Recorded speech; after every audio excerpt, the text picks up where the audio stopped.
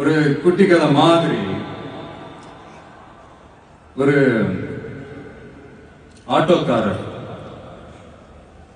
ஒரு கர்ப்பிணி பெண்ணை ஆட்டோல ஏத்திக்கிட்டு ஹாஸ்பிட்டலுக்கு போறாங்க.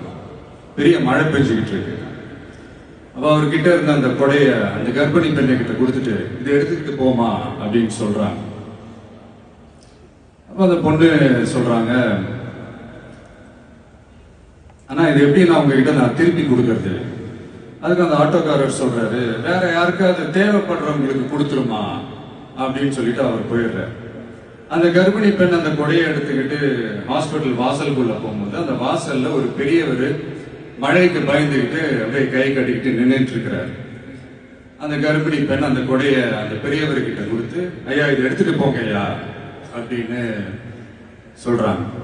அதுக்கு அந்த பெரியவர் இதே மாதிரி கேட்கிறாரு, அம்மா நீங்க யாருன்னு எனக்கு தெரியாது, எப்படிமா இந்த கொடையை நான் திருப்பி உங்ககிட்ட கொடுக்கறது?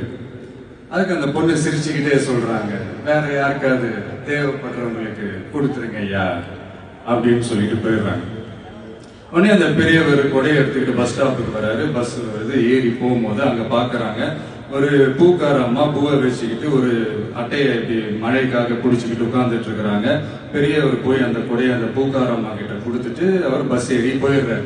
பூக்காரம்மா அந்த கொடையை எடுத்துக்கிட்டு வீட்டுக்கிட்ட வரும்போது அங்க ஒரு ஸ்கூல் படிக்கிற பொண்ணு பேக் எல்லாம் மாட்டிக்கிட்டு மழையில ஓடி வர்றாங்க. அவங்க போய் அந்த ஸ்கூல் பொண்ணு கிட்ட கொடையை கொடுத்துட்டு, மழையில நனையாதம்மா இதை எடுத்துக்கிட்டு போங்க அப்படின்னு சொல்றாங்க. அந்த பொண்ணு தேங்க்ஸ் அப்படின்னு சொல்லிட்டு வீட்டுக்கிட்ட வரும்போது அந்த பொண்ணோட அப்பா பதட்டத்தோட வாசல்ல நின்றுட்டு இருக்கிறாரு. பொண்ணு மழையில நனைஞ்சுக்கிட்டு வரணுமே அப்படின்ட்டு. அந்த அப்பா வேற யாரும் இல்ல, அந்த ஆட்டோக்காரர்.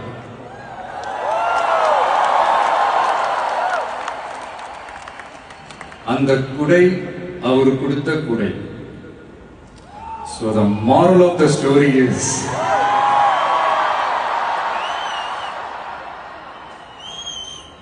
முடிஞ்ச வரைக்கும் எல்லாருக்கும் சின்ன சின்னதா ஒரு நல்லது, சின்ன சின்னதா ஒரு ஹெல்ப் அது செஞ்சு இருந்து பாருங்க. லைஃப் ஒரு மாதிரி ஜாலியா இன்ட்ரெஸ்டிங்கா இருக்கும்.